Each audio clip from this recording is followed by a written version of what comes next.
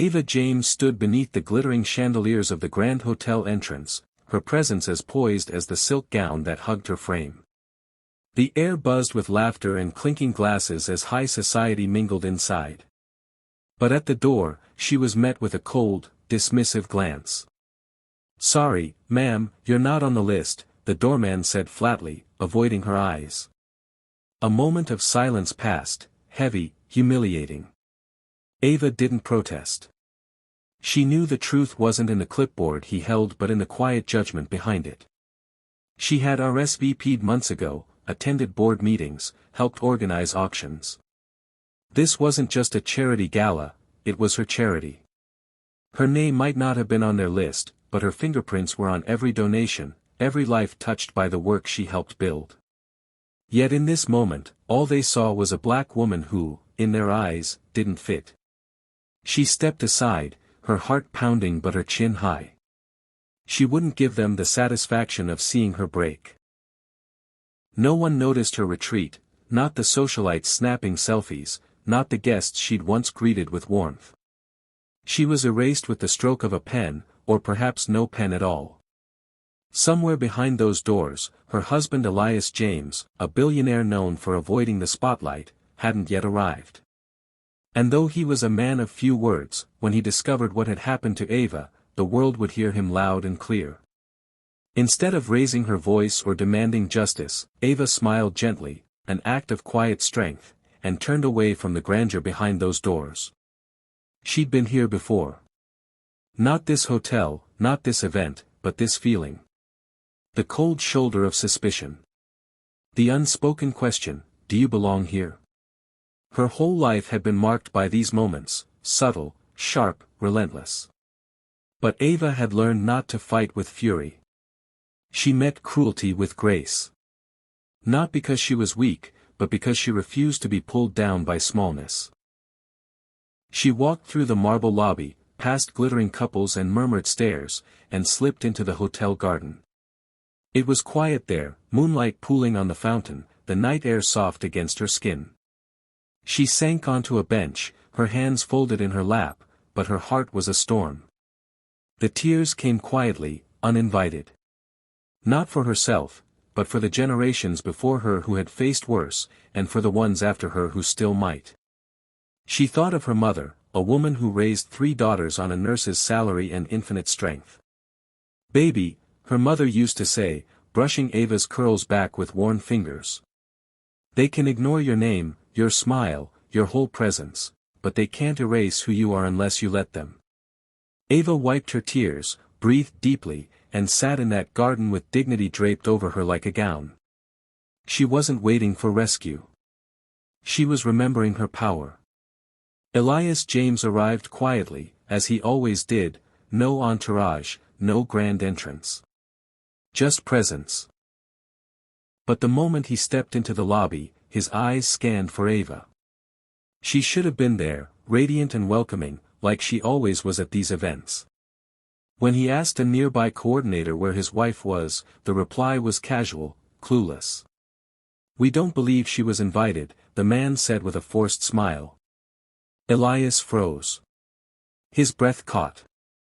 A pause. A silence so dense, it felt like the floor itself had shifted. Then, softly, without anger but with undeniable weight, Elias responded. "She founded this charity with me.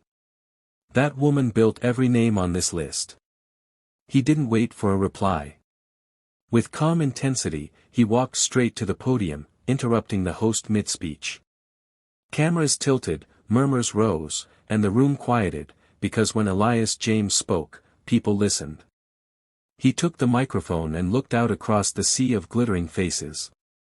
"We're here tonight to support a cause meant to uplift lives," he began.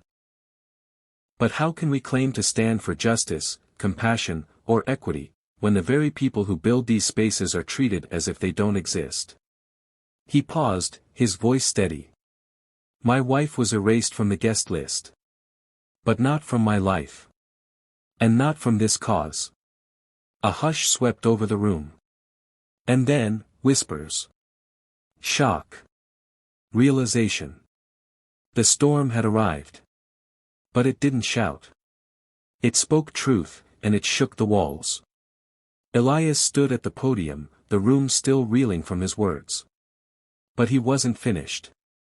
With a calm that cut sharper than any fury, he leaned into the microphone and said, "Tonight, I was prepared to give a gift. $10 million. But not to this gala. Not to those who believe power looks a certain way, or love wears a certain shade."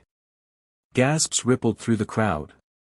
"My donation will go to organizations led by women like my wife, those overlooked, but never overpowered. The ones who carry worlds on their backs without asking for applause. Who fight quietly, lead humbly, and lift others as they rise." There was no applause. Just stunned silence. Elias stepped down, handed the mic back without a word, and walked out.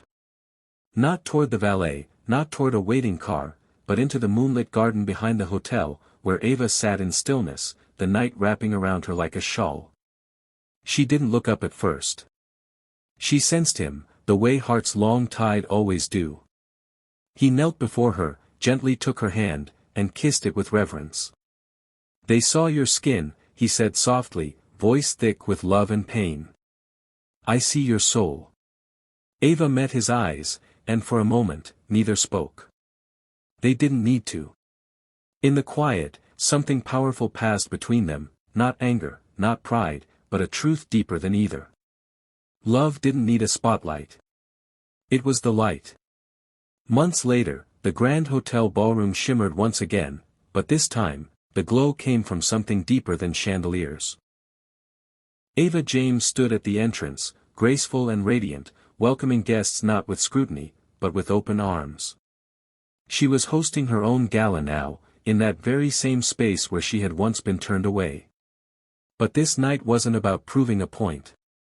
It was about rewriting the story, for everyone who'd ever felt invisible. Her guest list didn't care for last names or legacy. It was filled with teachers who stayed after school for kids no one believed in. Nurses who held the hands of strangers. Single mothers who worked 3 jobs and still found time to dream. Girls in borrowed dresses who had once been told, "You're not enough." Every table shimmered with warmth, every face belonged, and on each name card was a quote Ava had chosen herself. The world can't erase what was born to shine. As music floated through the room and laughter danced in the air, Ava looked around and saw a new kind of elegance, one rooted in truth, dignity, and inclusion. Elias stood nearby, his hand resting gently on her back, pride shining in his eyes. That night, no one was left waiting at the door. Because Ava hadn't just hosted a gala, she had opened a door that would never close again. And this time, everyone had a place on the list.